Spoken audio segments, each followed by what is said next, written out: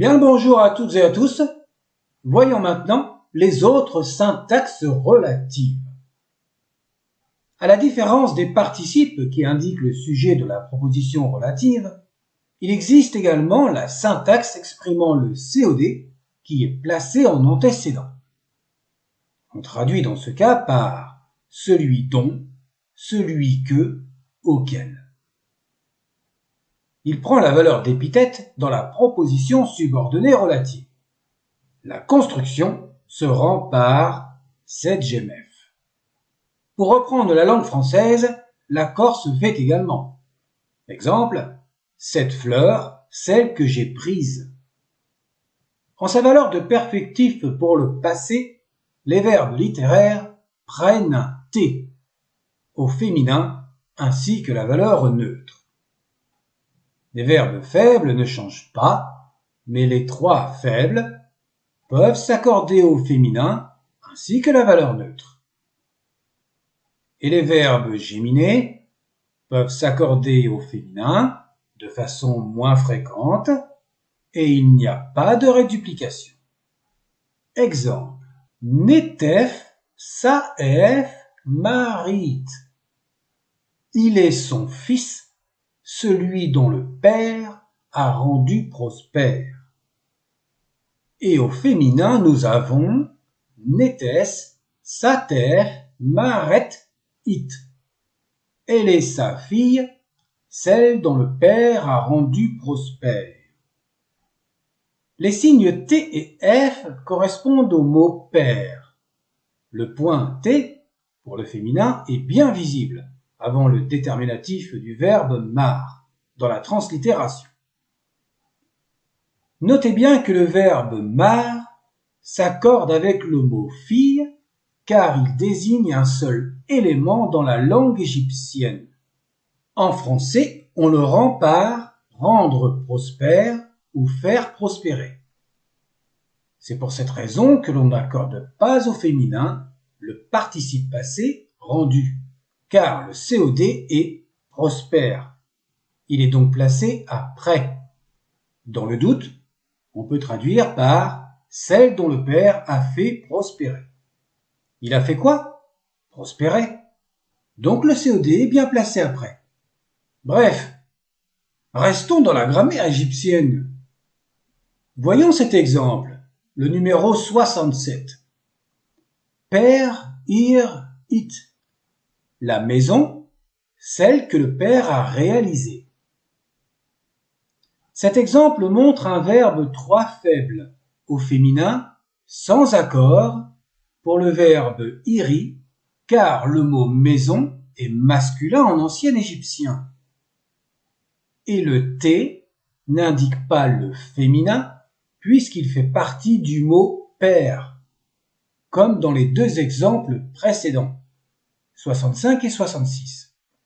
Et si l'identifiant est féminin ou neutre, on peut accorder avec un verbe faible, mais uniquement avec les verbes faibles 3. Exemple avec iri. Ret, iret, it. Les choses, celles que le père a réalisées. Et pour l'expression du neutre, quand l'identifiant n'est pas connu, on a par exemple he, het, ek, ha, ek. Ce dont tu as recherché et auquel tu t'es réjoui. Le verbe hehi peut s'accorder. C'est un verbe faible. Avec, dans cet exemple, l'ajout d'un verbe géminé sans réduplication et pas d'accord pour le neutre. En sa valeur d'imperfectif qui traduit un présent, les littéraires ne possèdent pas de modification. Les verbes faibles font une réduplication qui n'est pas obligatoire au neutre et la forme du féminin et du neutre peut prendre la désinence en point T. Les géminés gardent leur réduplication et il n'y a pas de T au féminin. Ne, he, su, he, sen. Les Nubiens qu'ils attaquent. Aoutib, mereret, necher. la joie qu'aime le Dieu. Heseset Necheret, ce dont la déesse loue. Quant à la valeur du prospectif, elle correspond à une possibilité que l'on traduit par puisse ou par inconditionnel. Les littéraires, les faibles et les géminés n'ont pas de désinence et il n'y a pas de réduplication. Le verbe redit se rend au neutre par redit. Wa in hemnecher, ce qui devrait être placé par le prêtre. Ir necher redit, ce dont le Dieu puisse faire et donner. En plus du perfectif, dans une proposition relative, il existe la forme typique du passé avec la syntaxe sedgemenef. Les verbes n'effectuent aucun changement, excepté la forme neutre en T, pour les verbes faibles. Le verbe irrégulier redit s'accorde au féminin et il s'écrit redit. Exemple avec un verbe littéraire qui ne s'accorde donc pas au féminin. Hut netcher sedesserennen, le temple que nous avons sanctifié. Exemple avec un verbe faible, Mesha sebenhemef, l'armée que sa majesté a envoyée. Exemple avec le verbe faible, iri, qui s'accorde au neutre, ireteni, ce dont j'ai réalisé. Et l'irrégulier qui s'accorde au féminin, meket reditenten, la protection que vous avez accordée. À noter que dans la translittération, on ne met pas le point avant le T s'il y a la forme en sedgemenef, pour éviter un surcroît de points, d'où la présence du tilde au Moyen Empire. Mais il est tout à fait possible de trouver cette translittération dans les revues, c'est encore et toujours selon les auteurs. C'est bon de le savoir. Le pronom relatif neti, que l'on traduit par qui, dans la majorité des cas, existe également à la basse époque. Il est principalement employé avec la notion d'existence, traduisant être ou exister, et ce, depuis l'Ancien Empire. On le retrouve également dans les épithètes ou les épiclèses, ou dans des expressions figées, par exemple, celui qui. Au masculin singulier, avec le Y, ou pas. Au féminin singulier, écrit netet ou neti. Au masculin pluriel, netiu, avec plusieurs graphies possibles. Et au féminin pluriel, netiut. On constate au fur et à mesure que la langue évolue comme au début du Nouvel Empire, et que les graphies finissent par se mélanger. Par exemple, pour la dernière variante du masculin pluriel, à laquelle nous avons rajouté point ou entre parenthèses, même si elle est écrite netet, N-T-T. Les formes entre parenthèses rappellent les lectures de l'Ancien et du Moyen Empire. C'est pourquoi il est préférable de commencer toujours par la grammaire du Moyen Égyptien, l'égyptien de tradition. Ainsi, on peut comparer avec les grammaires des autres périodes en notant de moins en moins la translittération distinctive puisque théoriquement, on est censé les maîtriser.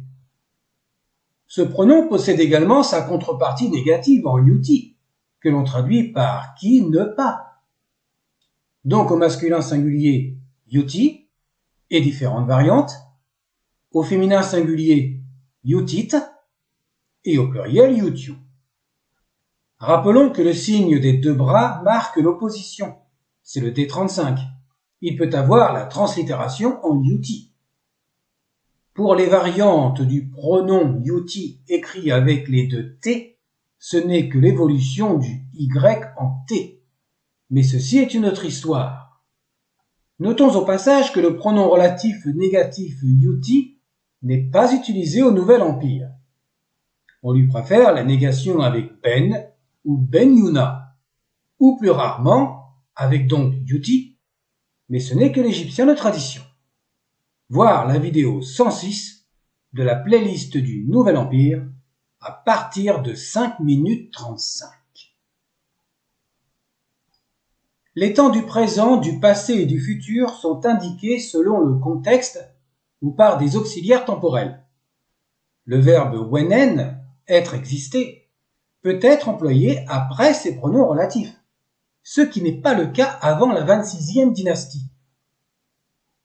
Reprenons l'exemple numéro 58 de la vidéo 194 sur les formes relatives.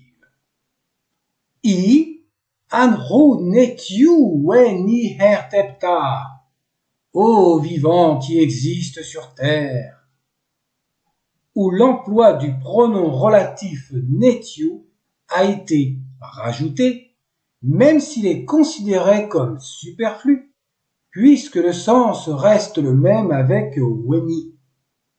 Dès la troisième période intermédiaire, il y a une notion d'existence exprimant le temps de l'imparfait, voir pour cela la vidéo 106 à partir de 10 minutes 12 avec le pronom relatif et le verbe wen.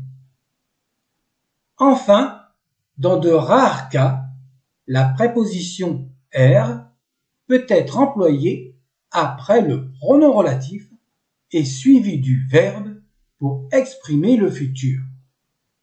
On aurait par exemple yuti er unem, qui mangera, rappelant la structure you avec la préposition er pour exprimer le futur proche.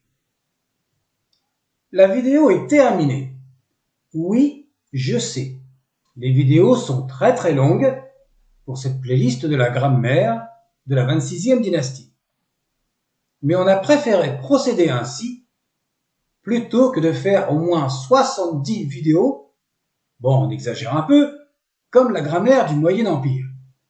Bon, on va pas vous embêter davantage, c'est donc la fin de cette vidéo, et il est temps d'aller faire la vaisselle. À bientôt!